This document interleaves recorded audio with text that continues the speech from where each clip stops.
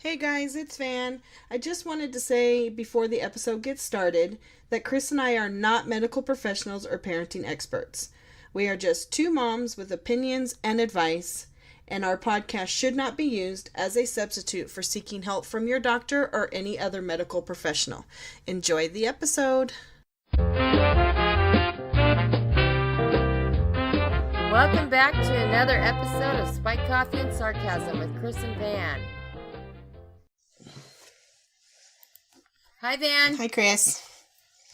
To start off, before we get on our topic that we're going to do today, I had mentioned this in the last episode. I'm going to mention it in this episode just in case somebody didn't hear the last one or for whatever reason.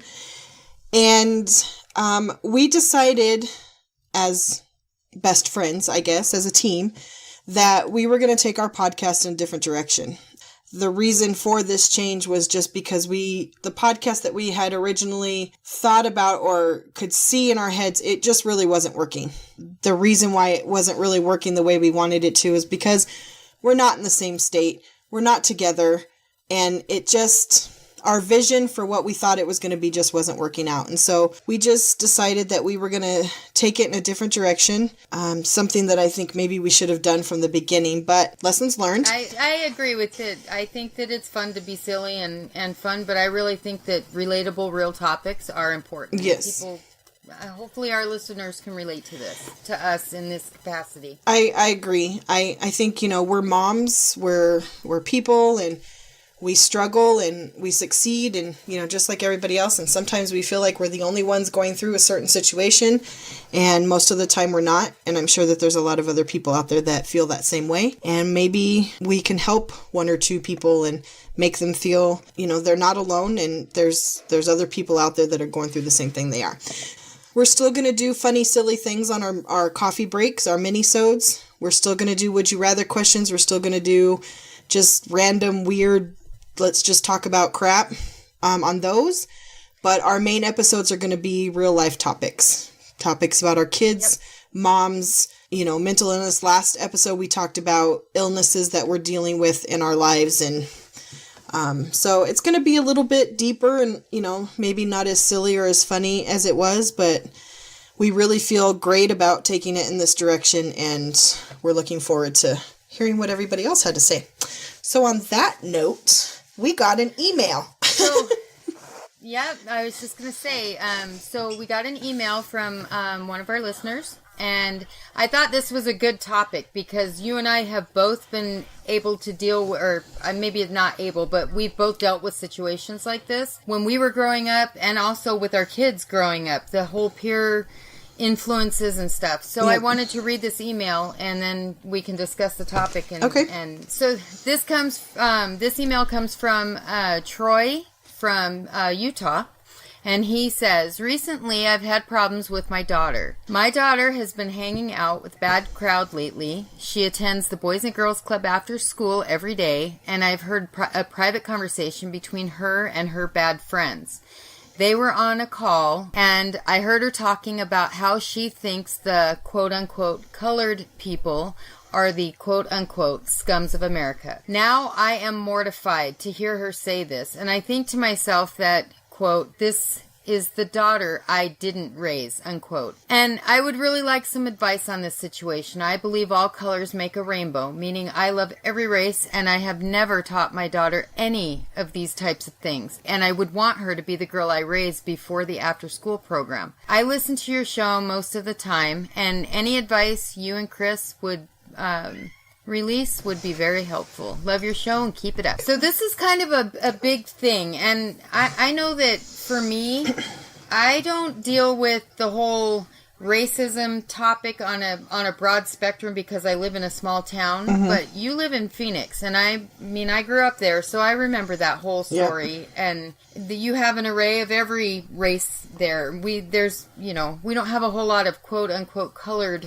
people here, but I have never taught my kids not one time to look at any one person as being different than me or than them. Every person is the same, and you can have people who do things wrong in any race. And I have never taught my children that one race is worse than another or anything like that. So I'm curious on what your thoughts are on this, because this is a big deal, and it's a big deal not just for kids, but it's across the board. It's everywhere.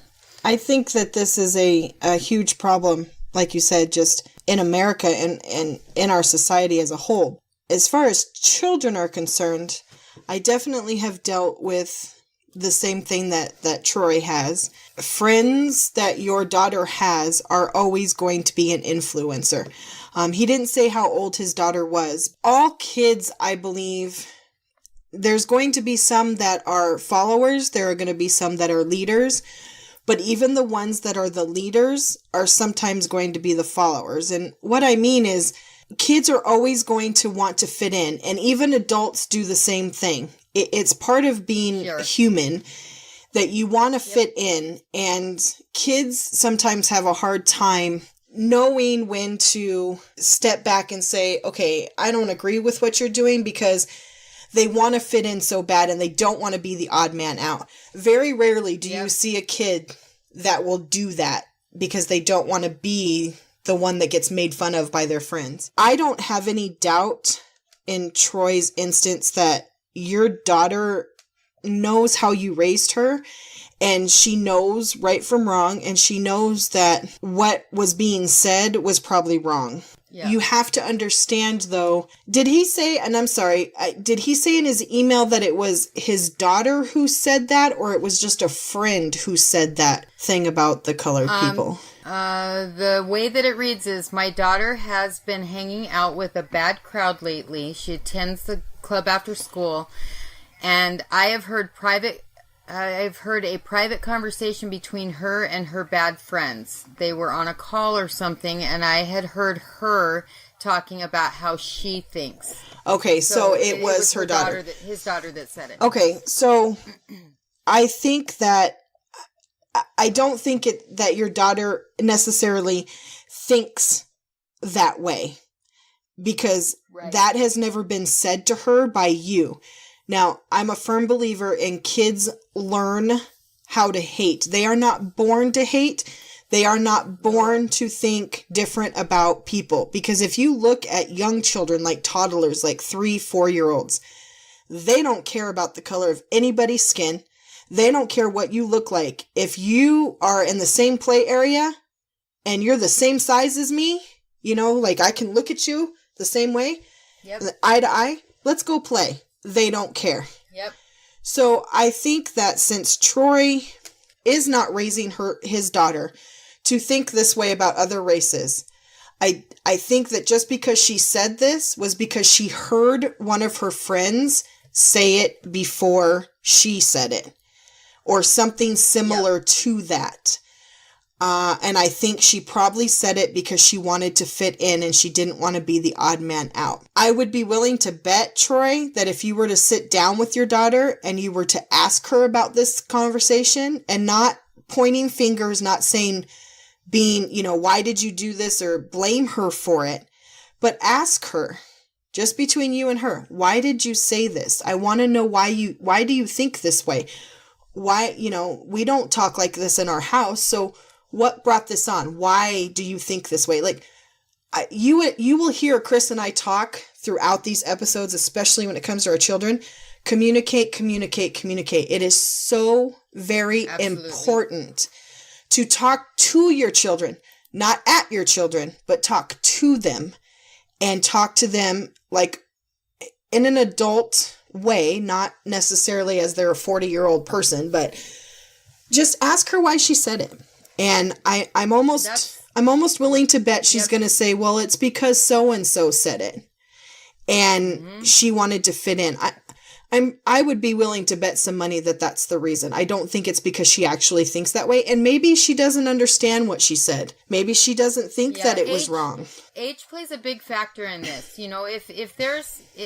I know that when my kids were younger, you mentioned toddlers, and my kids, they're friends with an array of people, and it doesn't matter anything.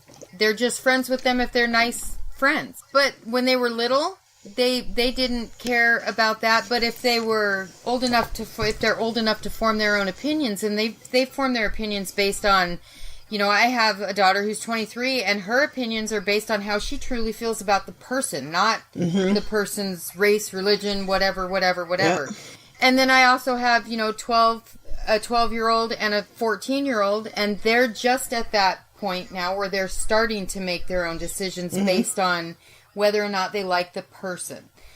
But you're absolutely right. Kids it depends on the age, because sometimes peer influence is horrible, and especially through the school age kids, like going from like 5th grade to like 9th through 10th grade, they truly are strongly influenced by their friends. They don't want to be the odd man out. They want to fit in. They want to be cool or whatever. I know that I've had issues with my kids doing things because their friends have told them to, or even my kids have been the instigator, because nobody's perfect. Nope.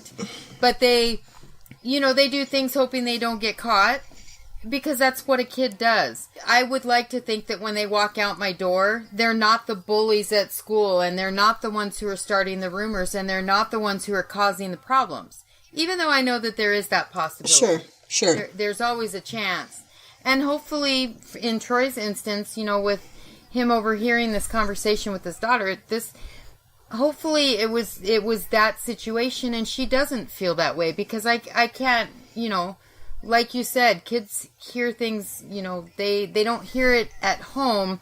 They're being influenced by their friends, and that is generally what I've noticed with my own kids. And they're also being influenced by media. We are in a technology world. I don't know, what he lets her listen to, or what social media she's on or whatever. But, I don't watch the news anymore. I don't listen to anything that the media has to say. If my kids bring up something that maybe they did hear on the news or that they overheard, then we talk about it. I try and explain it the best that I can. Chris has heard me say this 1,000 times. You teach them what you can inside your home. You teach them manners. You teach them to be kind. You teach them to love all. And you have to hope that they're going to take that, and they're going to take it out of your home, and they're going to take it with them, and they're going to use it. It's not always possible, and it's not always going to be the case. You can't always control what they do. You can only hope that you've done the best that you can, and that they're going to use it out there. They're going to try smoking. They're going to try drugs. They're going to try drinking. It's going to happen. Not always. The majority of the time, kids are going to do whatever their friends are doing. They're going to want to do what they're doing because they don't want to be made fun of. I have, my son has a few friends that I don't particularly care for. And he has one in particular that every time he's around this friend, his attitude becomes nasty. He becomes disrespectful to me. I have told him several times that, I have said, when you're around his parents, do you treat his mother that way? Why should he treat me that way? And, his friend just doesn't like me because I make Nathan respect me and I make Nathan follow rules. And that this kid doesn't have that in his life. And so, but Nathan is very influenced by his friends, and he wants to do things that he will make him fit in with his friends. So he has made some bad choices, and he has done some things that have made me angry or upset me. But I have to continuously tell myself he's 14. He's a teenager. Yep. I have several more years of this. And the only thing I can do is just educate and communicate and hope for the best. That's basically what parenting a teenager comes down to. That's 100% true. It is 100% true. I have one more kid that's going to enter his teenage years next month, and I will have 3 teenagers in my house at that time. Mm-hmm. And he's, right now, here's a perfect example of this exact email. Without going into any politics or going deep in conversation with politics, my son plays basketball. So during the time that the election happened and Trump won, one of the moms, she is married to a black man. Uh-huh. And so her kids are biracial. Okay. And when her kids were in class, one of the kids, after Trump had won, some kid had said to one of her children, "They're gonna make your daddy move back to Africa." Oh boy! And now, see, this is what I'm talking about. I mean, I have never, not one time, said to my children, "Hey, look, there's a," and fill in the blank. You know, black man, white. It doesn't matter. People are people to be happy. I have absolutely no problem with any single anything. And I've never taught my children to be that way either. Because I first and foremost, it's none of my business. Everybody across the board can make mistakes. It does not matter if you're white or black or green or purple or whatever. No one person is better than the other. Of course. But more so than that, to say stuff like that at school to a child, and these kids were young. They were, I think he was in the 3rd grade. The little boy that was told this. I think he was in the 3rd grade. So naturally, he was terrified. Of course. I mean, he's thinking, well, what the heck? Maybe he was 4th grade. But even so, I just thought, at what point did that kid, where did he learn that? Where did that person who told this kid that, where did he hear something like that? You know, how... They learn it. Something that's just... Yeah, they do learn it. It's on everywhere. Yeah, he either heard that on TV or in a YouTube video, or it came out of one of his parents' mouths. We all have opinions, but you have to be very careful about what you say in front of your kids, because that kid probably heard it in his home and he decided he was going to take it out and he was going to tell the first person or the first kid he saw that did not have white skin. Exactly. It happened to be that kid. Yep. Kids are very impressionable and they're very, very easily influenced to do something that they know is not right because their parents have told them it's not right. They will do it anyway because, like I said, humans we just want to fit in. And adults are just as much to blame. Adults do it all the time. I mean, if you think of it this way, you're standing around at the office, somebody tells a racial joke, okay? And it's not just a small little racial joke. It's like a pretty bad one. And let's say that there's probably 8 people standing there and hear this joke. How many out of those 8 people do you think is actually going to say to that person who just told the joke, dude, that was not cool. That was uncalled for. I can probably be willing to bet not one. Everybody's going to kind of, uncomfortably chuckle and then walk away. And then maybe somebody will go to HR and say, anonymously that this is what's going on because they don't want to be the odd man out. None of us want to be the odd man out. And once you're the odd man out, that's it. You're always the odd man out. So, I'm like you. I've taught my kids to be kind. I've taught them to be helpful. I've taught them to like everybody until there's a reason to not like somebody. And that's got to be a big reason. I've seen my teachings. I've seen them use it. I've seen them help somebody or be kind to somebody. And I've seen exactly what Troy has seen. I've seen my kids do something that I look at them like, what are you doing? We don't do that. Like, what the heck are you doing? And that's where you have to ask them, why did you do that? Because more than likely what they just said, they don't even understand what they said. They don't understand what they did. So it's up to you as a parent. Okay, I understand why you said it, but here's why you shouldn't have said it. And here's why you should not say it again. Because it can, in fact, I went through a time, Nathan thought using the word gay was fun. He was calling everybody and everything gay. This person's gay. His brother is gay. His mom's gay. And I'm like... that statement is gay. Yeah, that's exactly. That's a gay video. I know. Canadian's a very intelligent child. Yep. His response to me was when I said, Nathan, you can't say that word. You can't say the word gay. You can't. He's like, why? It just means happy. Okay. How'd you argue with that? Yeah, fair enough statement. But let me explain why you can't say that word. in today's society, you cannot use that word, even though the meaning of that word is happy. You can't say it because people have taken that word and made it mean something else.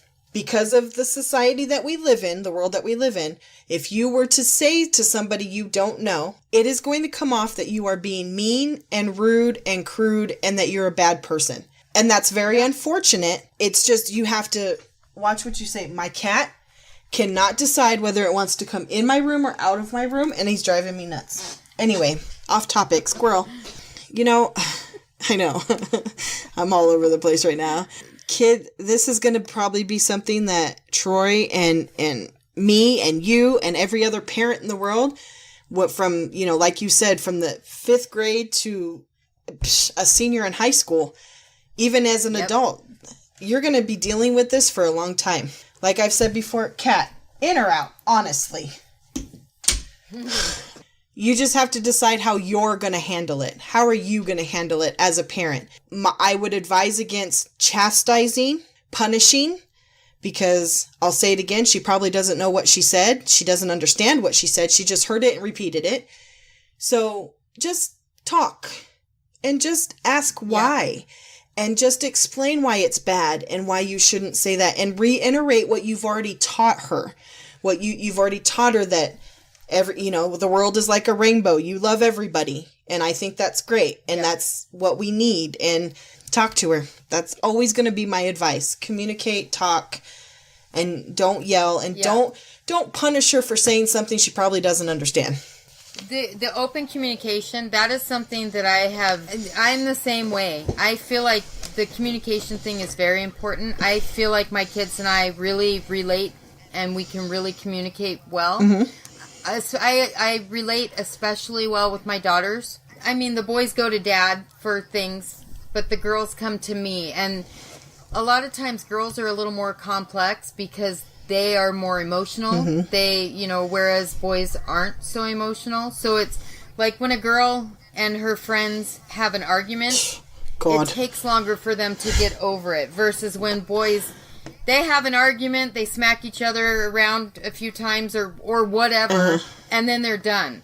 Girls aren't like that. They hold a grudge longer, and so in order to avoid fighting with them, they are fighting with each other. They just go with it. Whether, I know that my youngest daughter has had problems with some kids in school, and she's felt very bullied.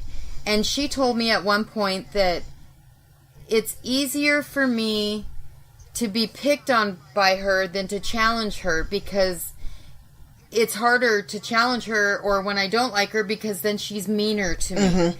Mm-hmm. And it shouldn't be like that. You should. No kid should have to go to school and be worried about how they're going to be treated during the day.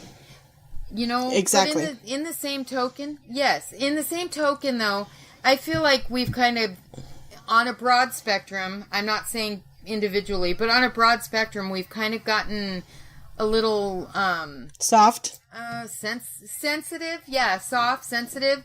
It used to be, when I was picked on in school, we got picked on, I cried about it, then the next day I went to school and it was, whatever. Mm-hmm. Nowadays it seems like in a lot of situations, and maybe it's warranted, but it seems like the parents are more involved in certain situations with their kids, and I'm not innocent from this. I know my child, and I feel like she fought really hard, but just couldn't anymore, so she tried to go with the flow, she tried to fight it, she tried to do everything that she could, and there was nothing she could do to make this girl leave her alone. Yeah. And so once it got to a point where she was having panic and anxiety and once she wasn't able to comfortably go to school and it was a scary situation for her, that's when I stepped in and we pulled her out of school because we just couldn't anymore. Yeah. So she tried the online thing. But now since she's been back in school, it's been great. She's gotten along with the girl that she had problems with before. She's got a clearer mind and she's not as unhappy. And I think that that's important. But along this entire journey, I've constantly communicated with her, constantly asked her how her day is, constantly asked for information, because if you don't talk to your children, they don't talk to you. Yeah. And especially when they start hitting the teenage years and they start learning that secrets are more, they want to keep secrets from their parents because, you know, that's just how it goes. It's even more important then to dig deep and find out what it is that they're talking about in school, you know. Yeah. Just don't ignore it. But I like Van said, I absolutely would confront the issue head on, ask straight up questions, and get, you know, be real about it, because they're not going to tell you anything if you're not asking, and that's a big deal. So communication is absolutely key. And I feel that way. No, I agree with you 100%. I think that when you said about the parents being too involved, I think more of it for me, what I see is that there's more parents out there who don't think that their kids can do any wrong. Like their kid is the perfect kid. Yes. And that's an issue because everybody wants their kids to be great. I want my kids to be great. I want my kids to be perfect little angels, but that's not realistic. And nope. You know, I went through a long phase with Nathan about always getting in trouble at school. And I never was that parent who walked into school and said, my kid wouldn't do that. Because I know damn well that my kid is capable of doing something like that because I've seen it. And if he was being like that, then I'm going to address it. But I think that there's too many parents that don't do two things. One, they don't believe that their kid could do something wrong. They believe their kid is not capable of doing whatever they said they were doing. And the second thing is that they're not involved enough. They don't communicate with their kids. I think there's a big thing here, and well, really across America, that suicide, teen suicide or young suicide is an issue. It's a huge issue these days. And I think that some of that is, one, parents aren't involved. They're not asking who, what, when, where, why, that you should always be asking. They're not checking phones, which you should be doing. I just did that the other day with Nathan. I did a random phone check. He thought I was out of my mind, but, you know, whatever. I got on that topic, I got the Katie actually said to me, you know, I know that the parents pay for the phone and stuff, but I think it's a big invasion of privacy. Nope. If your parents check. And I went, no, it ain't. Nope, you don't. It is not an invasion of privacy. If I'm paying for your phone and you're underage anyway, it doesn't matter who's paying for the phone. You're underage, and if I feel the need to check, I'm checking. You can say whatever you want, but that's not only true. that, but you are 14 years old. I'm sorry. You don't have any privacy. If you're living in my house and I'm providing for you, no, you have no privacy. Sorry. No. I'm allowed, and it is my job as your mother to check your phone and make sure that you're not doing anything you're not supposed to be doing. That is what I am not here to be your best friend. That is not what I'm here for. Mm-hmm. I am here to be your parent. I think that some of the reason why there's a hike in suicides right now is it goes back to what I said about you have to communicate with your kids, but I also think that you can't punish them and chastise them for every little mistake that they make. And I've learned this with Nathan, and it took me a long time to learn this, that yelling at them and punishing them for every little thing. I'm not saying don't punish them, because obviously if they do something really bad, a punishment is warranted. Absolutely. For, you know, little things that are the email we got, what Troy's daughter did. The last thing you want to do is punish her and yell at her for that, because that's the way your kids withdraw. That's the way that they start keeping secrets from you. That's when they stop communicating with you, because if you get mad at them for every little thing that they tell you or that they've done, they're not going to tell you anymore. That's and true. Then they start bottling things up, and then they start trying to handle things on their own, and then it gets too overwhelming, and then depression sets in, or anxiety or whatever, and then the next thing, shutting down. Yep. The next thing you know, they feel like they have nobody to talk to because they don't think you're going to understand, and then they take that drastic measure. And I'll be damned if I ever want to find one of my children in that position. That's why it took me a while to understand this. Calm conversation is key. You can tell them, you can say, I am very angry with you right now. I am highly disappointed with what you did, but I also want to talk about it. I want to know why. I want to know, what could I have done differently to keep you from making that decision? What do you think would be a better decision that you could have made to avoid the situation that we're in right now? Like, you have to let them learn these communication skills and give them an opinion. They need an opinion. You can't, I know it sounds contradictory to what we just said. You don't have any privacy and you don't but there's a difference between saying you don't have any privacy and I can do what I want with your phone, with your journals, or, with whatever, versus making them shut down, versus yelling at them for every little thing they do. You can still communicate and keep open lines of communication and make them feel comfortable, versus being the martyr and the mean one and the just the monster. I guess I don't know how to express what I'm trying to say, but it's like picking and choosing your battles. Exactly. You don't.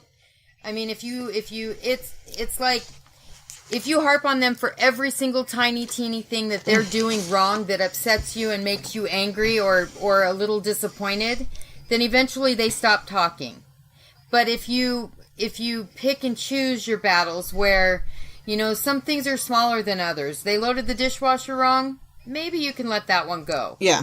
They go out there and threaten one of their friends with a knife or a gun. Okay, that warrants a conversation. That's not, it becomes a bigger issue. And those are just, seriously, just examples. I'm just trying to show context, like what a big idea or a big problem would be. Your friends are talking about going and robbing the local convenience store. Yeah, I'm thinking that's a reason to talk and maybe not let that go. Mm-hmm. But just, like the conversation that this gentleman's daughter was having with her friends, it could have just been something, they're joking around, even though it's not a funny topic. It's not a joke. It could have been like that. We don't know the context of the conversation, but they should never say stuff like that. But I would get more information for sure and communicate. Oh my gosh, that is the number one thing, and it is hard to learn. Oh, it's 100% it's hard to learn. It's hard to do. It is hard to do. I mean, don't get me. And those topics that are scary to talk about or hard to talk about, or things that when they ask questions, you're like, oh my gosh, how do I answer this? Mm-hmm. Being real is the only way to do it. I can't even. I know my first daughter tested me to the limits on things that were just taboo and hard to talk about. And yes, she gave me. Oh my gosh, she put you through the ringer. She made it hard. Yes. Oh yeah, but she did. In all of that, she did make it easier to have the conversations now with my second daughter. It's not as scary. It's not as hard. It's not as difficult a topic or whatever, But talking about it absolutely means more than anything else. They know that you're listening if you communicate with them and ask them how they're doing and what it meant and what's going on in their life. Just don't let things go. And you're right. Yeah. They are absolutely not, yes, they do deserve to have their own time. But if there's anything that you feel suspicious about, you absolutely have the right to check on them. And there is no such thing as invasion of privacy if there's reason to believe that there's something going on that you need to check into. Yeah. No, I agree completely. I'm kind of, while we're talking, I'm kind of scrolling through Facebook right now and I thought that I had saved this because I thought, we'll probably talk about this. There was this thing that it had like 5 or 6 things that you should do with a child. And it's really relevant to what we're talking about. And man, I wish I would have saved it. Or I wish I knew who posted it. But in any case, I'm not going to spend too much time trying to find it. But it really does go back to what we're talking about. And parenting is hard. It's not an easy thing to do by any means. And, we're not all perfect. And we're going to make mistakes. And our kids are going to make mistakes. And, you just got to do the best that you can. And you're not always going to be right. And I think some of the things, say I'm thinking about this list now. So I think some of the things were, when you make a mistake in front of your children and you know that you were wrong. Yep. You need to let them know that you were wrong. Apologize to them. Let them know that what you did was not the right thing to do. And I've done that a lot with my kids, with Nathan. And, I've lost my cool a couple times, and more than a couple times. Sure. I haven't handled the situation very well, and it has caused a lot of yelling and sometimes even throwing things on both of our behalves.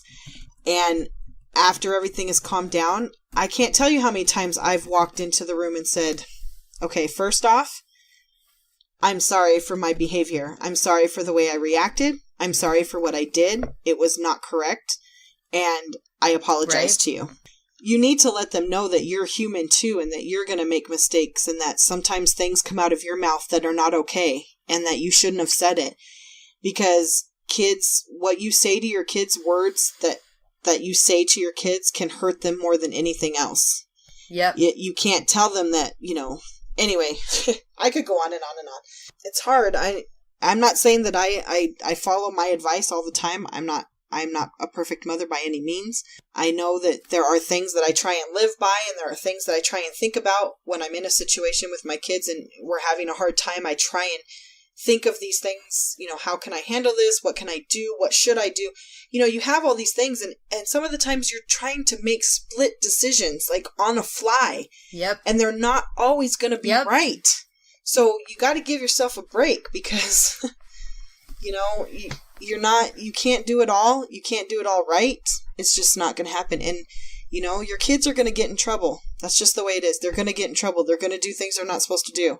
They're going to say things they're not supposed to say. How you handle it and how you react to it is going to make all the difference in the world.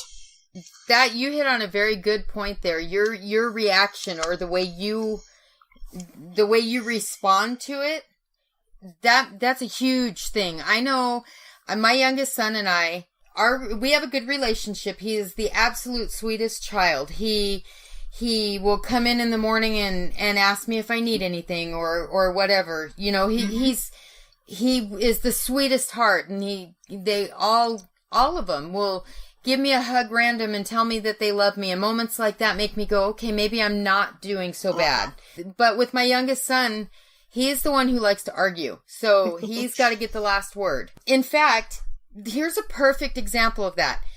Just before you and I started talking again tonight, I was waiting for you to call me back. And as you know, my son has been sick. My youngest son was wanting him to do something with his email. And we couldn't get it to work. So I was in there trying to pull up the email address for my oldest son so that he could get the information he needed for my youngest son. And so Dylan, my youngest, was sitting there saying, well, can I do it? Can I just try? Can I this? Can I that? And he's an instant gratification kind of kid. He doesn't want to wait. Mm-hmm. And I'm telling him, you need to stop. Hold on. Wait a minute. And by the time we got to the very end of it, I was so frustrated because he just couldn't wait. He couldn't, the whatever he was waiting for in the email was not coming. We tried several times. We tried answering security questions. We tried answering the birthday. We tried doing this. We tried everything and it wasn't working. And he's still, well, can I try? Can I put it on my phone? Can I do this? Can I do that? And it was like, just chill out, you know, like, and it only takes a second for you to lose your cool when somebody won't stop arguing with you. Your defenses go up and it's like, hello, I'm the mother. You're the child. If you're going to continue to argue with me, you don't get to play for a week. It was based around he's trying to get onto the PS4. He hasn't played it in a while. He can't remember his login information, so he's trying to get his brother's login information.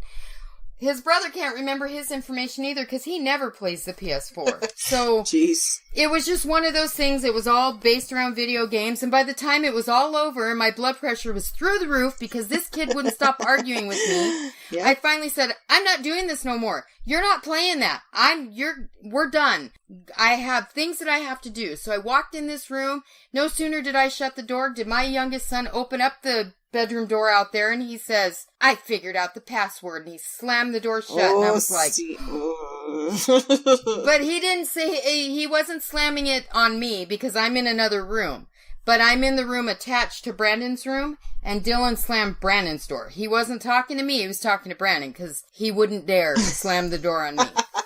He wouldn't. But it was like, you know, you're arguing with me, but here you go. You figured it out yourself. Yeah. You didn't even need us to do it. Yeah. But all of that, just for him, like it was a 10-minute escalation from here. I tried to be cool. I lost my shit. And then he figured it out on his own. So and that's just as frustrating. It's like, God, I went through all of that. You made me mad, and there was really no reason for it. Exactly. You know, Nathan... But then later he'll come up and say, I love you, Mom. Yeah. And it's like, okay. Yeah. You're forgiven. Yeah.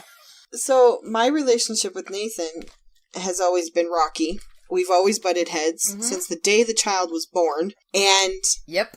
I can remember. I used to... We had gotten into a lot of yelling matches and really bad fights. And... It took me a while to realize that the reason why they escalated so bad and to the point where they did, I mean, and this was like to the point where he like left the house one time and I couldn't find him. He didn't leave our neighborhood, but I couldn't find him and it was dark. I had to call his father and his father had to come out because it was a bad fight. We haven't had one of those in a really long time. But my point being is, it took me a long time to realize that the reason why those get escalated to the point where they do is because of my reaction. Because exactly. Yep. If an argument starts between me and Nathan, and if I start yelling, he starts yelling. And then I'll yell more, he yells more. Then the power struggle sets in. Exactly. So then I had to learn, okay, my reaction to this situation is going to be how bad this gets. It's going to be the key to how bad this situation gets. And it's really hard sometimes. And I'm like I said before, I have lost my crap more than one time since I've learned this about myself. If he's going through one of his things where he's just coming at me and he's screaming and he's doing what he knows is going to get under my skin, because he knows what those things are. If I simply just say to him, why are you yelling at me? I'm not yelling at you. Why are you yelling at me? You need to calm down and you need to stop yelling, and then we can have a conversation. And there's been times where I've even turned around and walked away. Like, when you're ready to talk, you can come find me. But I'm not having this conversation when you're like this. I can't tell you how many times that has squashed a situation and it never got any further than just that one little time where just that couple minutes where he's yelling at me. But as long as I don't react to that in the same way that he is reacting, it de-escalates it super quick. I believe that. I can't always do it. Like, I believe that. Yeah. I can't, because so we just recently took a trip with my dad and his wife to a cabin up north for a couple days. And there was a moment where Ian had been running to the room that they were staying in, and he knocked his kneecap really bad on the edge of a bed, and he was hurt, and he was, upset, and Nathan comes into the other house and says, Ian hurt himself, somebody needs to come. So I go in there and I'm trying to calm Ian down, and I'm, trying to deal with him. Well, then Nathan sometimes has a hard time dealing with his brother getting a lot of attention and him not getting much attention. Yep. Either that or he just was really worried about his brother and he didn't know how to express that because he doesn't really know how to express his emotions very well. So he starts just going at it like, you're not really hurt, you're fine, you're just you're a kiss ass, you're In my state of mind that I was in, my younger child is screaming and won't calm down to tell me what's wrong, and I don't know what's wrong. And then I've got this other one over here being a jerk, really. So my reaction, I just reacted. I didn't think about it. Nathan had picked up, because there was some of Nathan's clothes in the way, and I had simply said, well, Nathan, you do need to pick up your clothes. And I didn't say it with a loud voice. I just said, you do need, because of everything that was going on, Nathan picked up all of his clothes and threw them at his brother, who was laying on the bed screaming because he hurt himself. And my reaction was like, oh my, WTF? What? Really? Like, that was my reaction. So I picked up the clothes he had just thrown on his brother, and I turned around and I chucked them back at Nathan, and I said, you need to, and I'm screaming. It's just blown way up. And so, and my dad's like watching it through the window, and he's like, what the heck is going on? So Nathan, like, I'm not going to go, and and he goes into the other room and slams the door. So I'm like, okay. So I take care of Ian. I get him all calmed down. After we get Ian all calmed down, I went back into the room with Nathan, and I said, first thing I said to him was, I apologize for my reaction to that situation. I should not have yelled at you, and I should have not thrown clothes at you. But in the same token, you did not need to throw clothes on your brother either. Your reaction was equally not as good as mine. So, with that being said, I'm apologizing to you. You now owe me an apology, and you owe your brother an apology. So when you're ready to come and give those apologies and come back to the house and participate in the activities that we're doing, you are more than welcome to do that. And I turned around and I walked out of the room because I've learned Nathan needs time to absorb and to think and to make a decision. And he did. Right. He came out of the room. He apologized to his brother. He apologized to me. And we moved about our day. And it was never talked about again. It's over. And that's great. I've told my kids, if I get angry at you at night, I will always hug and kiss you goodnight and tell you that I love you, even if I'm angry. If I'm still angry at you, it doesn't matter. I'm going to tell you that I love you and I'm going to give you a kiss. The next day, it's a brand new day. I'm not going to be mad anymore. It's done. It's over. We're moving on. And that is something that I consistently do. Those are words to live by, too. When you say that, it's a brand new day, I may not always make the right choices when it comes to my kids and how I handle situations. Mm-hmm. Like, once the power struggle starts, it becomes an issue of, you must have forgot that I'm the mom. And so whatever I say goes. Uh-huh. So that's a big deal for me, that I put up with a lot from my children. I absolutely do. And everybody knows it. I get some of my friends up here make fun of me because I let my kids have a little more freedom than they may let their kids have. And I get that a lot. That being said, though, my kids will give me, they'll give me grief, or I'll let them have their way. But as soon as the disrespect comes out, it's an instant switch. I absolutely will not take being disrespected. Mm-hmm. This is my house. I give you a lot. I support every single thing you do. How dare you treat me like that? Yep. Don't you ever disrespect me. So here's another example. My oldest daughter, she calls me and asks me if I would come out. This was yesterday, and I had plans, so I couldn't do this, but she called me and asked me to come out and watch her do some stuff on the ranch that she's staying on. Okay.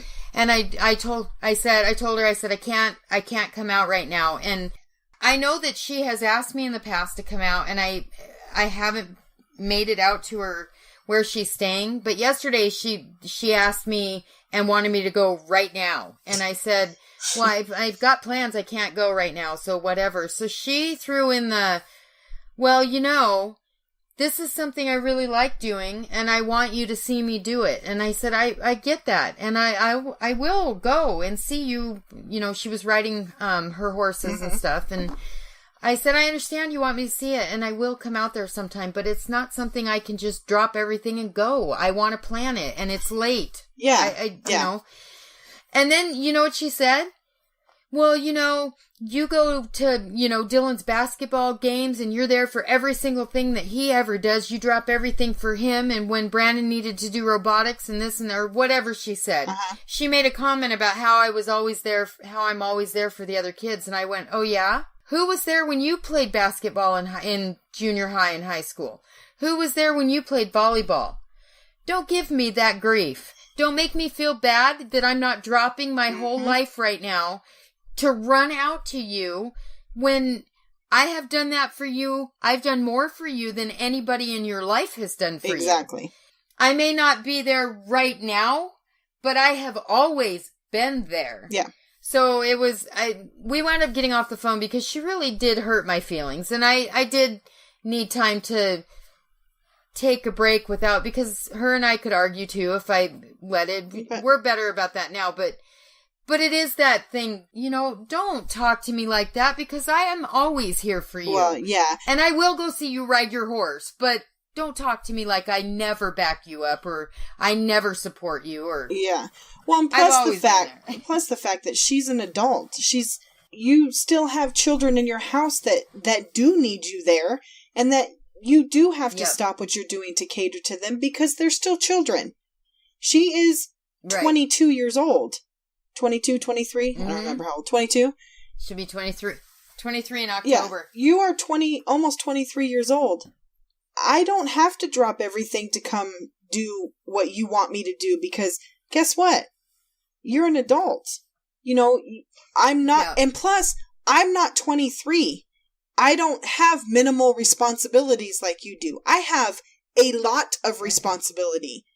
I have I have a job, and I have 3 other children, and I have a husband, and I have a house, and I have other side projects that I'm doing. I can't just walk away from that because you say so. No, it doesn't. Life doesn't work that way. You need to get off your entitlement train and take a step back and think about what you're saying right now, because it doesn't make any sense.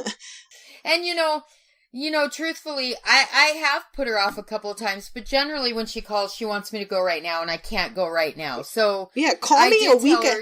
Call me a week ahead of time and let me know. Yeah. Yeah. And even like Katie and Dylan want to go, and they would love to ride horses with her, or whatever. But originally she didn't even call for me. She called and asked for Brandon, and then got mad at me. What the hell just happened there? Well, that's because you're mom, and so it kind of rolls downhill, and mom gets blamed for everything, and so everybody gets mad. So, it's that disrespectful thing is is quite the thing. Like, I get that from my kids all the time. It is. Why can't we do that right now? Why can't we do that? I'm sorry. Or they get mad because I won't let them do one little thing. And they, Nathan especially, will just be very disrespectful. And I'm like, excuse me, I do way too much for you to treat me this way. Yep. You need to stop right now, because this is not okay. Not okay. I have gotten that. And now keep in mind, this is always joking, but I've always gotten I never get what I want. Oh my God. Really? Oh yeah, you never get what you want. Okay. It's always been a joke when they say it, but it's one of those things where you go, really? Mm-hmm. Really? Mm-hmm. Never? Aw. Well, and one of Nathan's thing is, when I ask him to take out the garbage, now I don't make my kids do a lot of chores. They do things for me around the house, but they don't have like chores that they have to do every day. And when I ask Nathan, can you take out the garbage? Gosh, I have to do everything around here. Oh, really? You have to do everything around here? I'm like, I'm sorry, when was the last time you scrubbed the toilet upstairs? When was the last time, you mopped the floor? You don't do everything. Let's just stop right now with your fantasy world of you doing everything. No. Jeez. See, and my kids do have chores that they do every day. They do. I have, one kid that has to clean the kids' bathroom. I have one that has to clean the kitchen. I have one that has to clean, take care of all the pets. The kitchen, I rotate. So they each of them have to do it. Mm-hmm. It's every day. They rotate. But I'm thinking that now what I need to do is just do a full rotation where I have one kid doing the kitchen, one kid doing the bathroom, one kid doing the garbage and the animals, and then rotate. Yeah, that's probably good. I think that would make it easier. And that way I would think that they wouldn't get bored with their chores. I'm sorry. Yeah. That's the silver lining. How do you think that'll go over? Not very well, I don't think. I don't think that they find those too exciting. But, I don't know. I happen to find scrubbing toilets very exciting. Just kidding. That was right? That was sarcasm. And as long as you don't have to do it every day. Right? I mean, yeah. Come on. Oh, children are So Dylan comes into me and... yeah, they are. They're nutty. Dylan comes into me the other day because it's always been Brandon's chore to clean that bathroom. And Dylan comes into me the other day and he says, I am not going into that bathroom until Brandon cleans it. And I went, Brandon's sick. Go get the scrub stuff. And he looked at me like I had 10 heads. Right? He could not believe I was going to make him clean the toilet. So I said, Dylan, he's sick. He can't do anything right now. He's been sleeping for about 18 hours. Just go get the stuff and clean it. So he goes in the bathroom, stomps. He's all mad. Of course. He goes in the bathroom with the you know how it's like Clorox or whatever. Mm-hmm. And he sprays it in the toilet and flushed it. I was like, dude, what are you doing? And he goes, that sounds like something Mom that's how I clean the toilet. Okay, we're going to have toilet cleaning 101 because you did it wrong. Yeah. Oh, no, I've had to do that.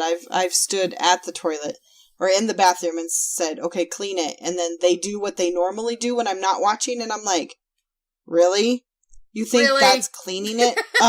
Okay, how about we try it my way this time? Because your way's not good. And that's when they go, oh, yeah, you're like the worst person ever, but whatever. I know. How dare you? Have kids, they said. Well, it'll be fun, they said. Be fun, they said. Well, I'm hoping that we were able to answer Troy's questions. I hope so. And give him some insight on how maybe we would handle the situation. And, Troy, when you do have this conversation with your daughter or however you handle it, please email us back and let us know how it turns out. We would really love to know. Yeah. Because maybe the way that you handle it would be helpful to us. That we could use. For sure. Yeah, it would. Maybe it'll be something that would be helpful to us. So we would. I look forward to hearing back from you. Me too. All right. Well, you can email us at spikedcoffeeandsarcasm@gmail.com. This is what our new podcast is going to be. So if you want to know how we would handle a situation that you're currently going through with, it doesn't have to just be your kids. It can be family. We're going to talk about family situations also. We're going to talk about maybe some, life. Just life. Life in general. Anything that comes up. Work, family, school. I mean, I've got school stories because I've been going back to school for the last, I don't know, it feels like 15 years, but it's only been 4. Anything. I can't even believe it's been 4. Me neither. But anything that you'd like to hear what our opinion is or how we would handle a situation, we would love to share. So, again, spikedcoffeeandsarcasm@gmail.com. You can listen to us on Spotify, Podbean, iTunes, Google Play, and you can follow us on Twitter, Facebook, and Instagram.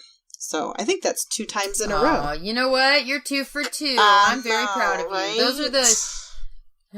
Those are our main outlets. So yeah, definitely look us up. Give us some ideas. We can't wait to hear from you. We would love to get your ideas and help you or let you see things through our eyes. That would be good. Or even just a topic you want to hear what we think. Anything. Yeah. There's no secrets, nothing we won't talk about. So let us know. We want to hear from you. So. Yep. Chris and Van. So we look forward to it. Chris and Van, over and out. No, I'm just kidding. Mic drop. Yeah. We out. No, I'm just kidding. I'm not going to do that. We out. Okay, we out. We out. We gone. All right. Okay, press stop. Okay. We need to press stop because that was fun. Press stop. Press stop.